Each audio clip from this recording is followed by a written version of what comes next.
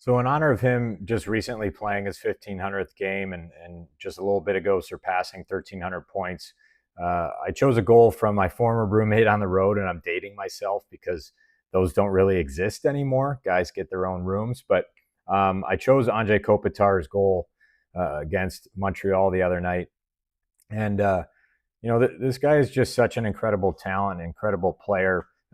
But what makes him so special is his commitment to the 200-foot game in both ends of the rink. And he's a two-time Selke winner, two-time Stanley Cup champion, I think three-time Lady Byng. But he just plays winning hockey. He plays the right way, and he's also an incredible human being, great family man. But I chose this one because I think it emphasizes everything that I want to display in this. And the whole goal of doing this is that everyone knows Anze Kopitar's name. They know what he's capable of, but there's certain things that he does that allow him to be so great. And this is an example of just that. So here's a goal. Panarin makes a play, a one-on-one battle. Kempe swoops in, picks up the puck, and hits Kopitar backside. But I'm going to back this one up quite a bit here.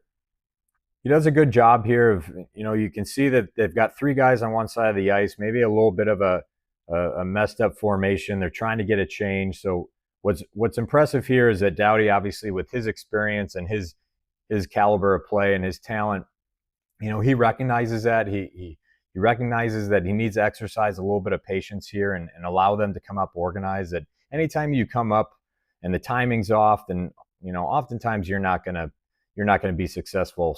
So good on him for recognizing that.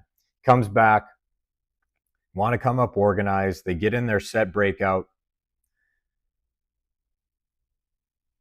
Now you see Kopitar right here. He's in the middle of the ice. He's trying to be available just as any top centerman does.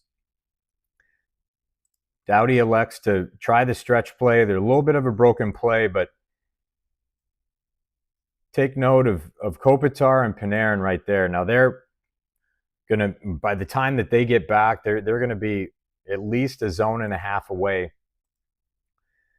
But as this goes here, also Edmondson does a really good job. We've talked about that before of defensemen taking good angles and the Noah Hannafin breakdown and various others. But he does a good job of squeezing. But as they slowly come back into the screen, here's Panarin, here's Kopitar. Now, like I mentioned before, they were a zone and a half away. So what makes him so special is his commitment to the defensive end, and that's why he's the epitome of a two-way center and one of the best to ever do it. But he gets back, he makes a play, he squeezes. Edmondson hops in there on a loose puck. Impressive pickup by Panarin, one-on-one battle. Kempe following up the play and then hitting Kopitar backside. But my point is that he was up inside the offensive zone, turns around, gets all the way back, gets on his horse, creates a turnover, at least as part of it is of the pressure, and then eventually gets all the way back to the offensive zone to the backside and gets rewarded for it. But that's what I'm talking about, is that when you're committed to both ends of the rink, that if you do it consistently enough, you're going to get rewarded at the other end. Here's a slow-mo replay. Really impressive pickup off the skate from Panarin. Here's a little one-on-one puck battle. Kempe steps in, and Kopitar's there on the back door. Here it is at full speed from behind the net. Pretty cool angle. You see him come into the screen. There's a goal. Slow-mo, you got to give him a little credit, a little props there. Backside, really beautiful redirect, and that's an excited guy. But Kopi and I's former GM, Dean Lombardi, he always talked about that there's a difference between playing in the league and winning in the league, and Anze Kopitar certainly personifies that.